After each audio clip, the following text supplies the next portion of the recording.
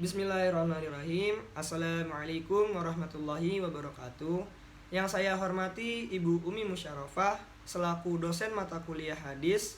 Semoga Allah Subhanahu wa taala selalu memberikan keberkahan dan keselamatan hingga akhir hayat nanti kepada beliau.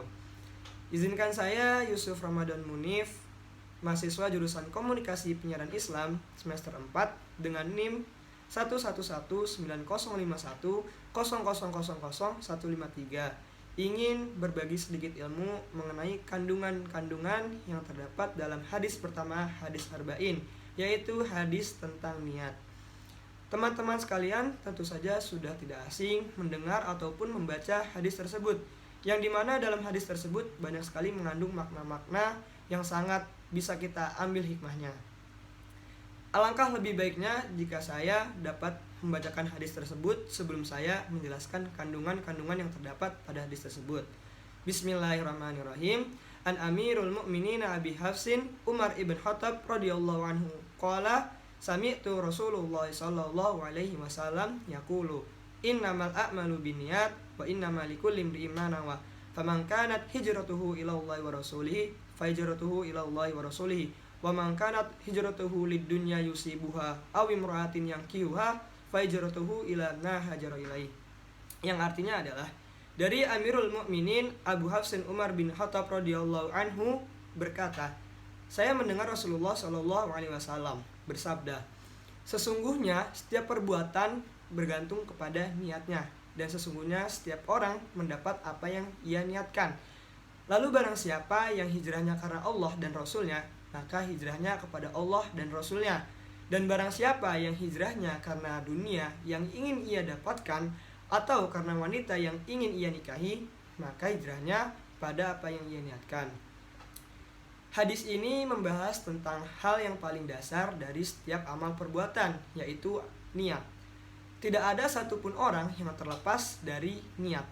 Sebelum kita melakukan suatu perbuatan, seseorang pasti memiliki niat, baik niat yang diucapkan ataupun niat yang disimpan sendiri.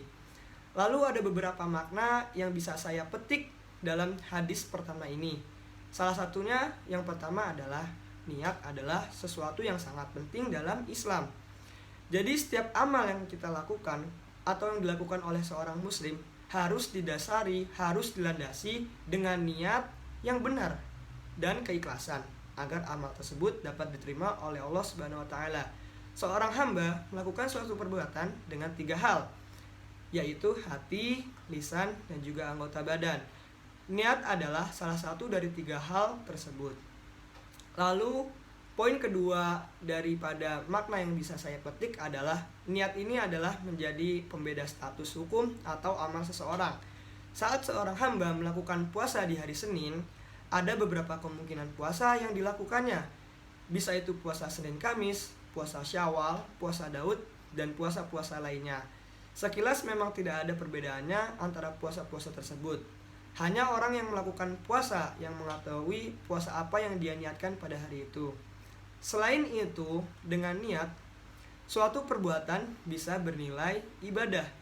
Misalnya seperti kita hendak makan, kita hendak tidur, kita hendak minum, dan aktivitas-aktivitas lainnya. Saat seorang hamba meniatkan semua perbuatannya sebagai bentuk ibadah, maka akan ternilai atau akan terhitung sebagai suatu ibadah.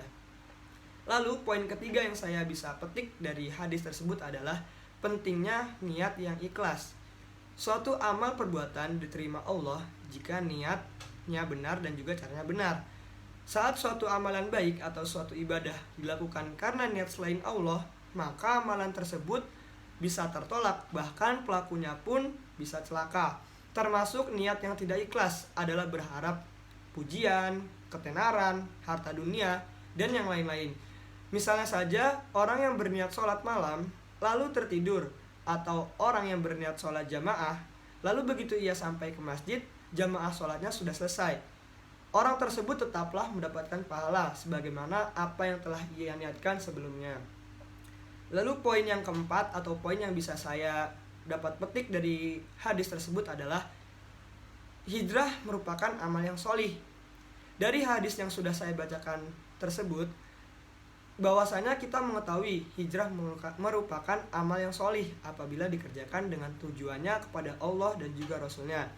Lalu setiap amalan yang dimaksudkan untuk Allah dan Rasulnya maka adalah amalan yang solih. Hal ini dapat terjadi atau dikarenakan niatnya ditunjukkan untuk mendekatkan diri kepada Allah. Dan setiap amalan yang mendekatkan diri kepada Allah dinilai suatu ibadah. Jadi teman-teman, itulah beberapa makna yang bisa saya bagikan kepada teman-teman semuanya. Terima kasih atas segala bentuk perhatiannya. Segala sesuatu yang salah datangnya dari saya, dan segala sesuatu yang benar datangnya dari Allah. Wabillahi taufiq wal hidayah. Wassalamualaikum warahmatullahi wabarakatuh.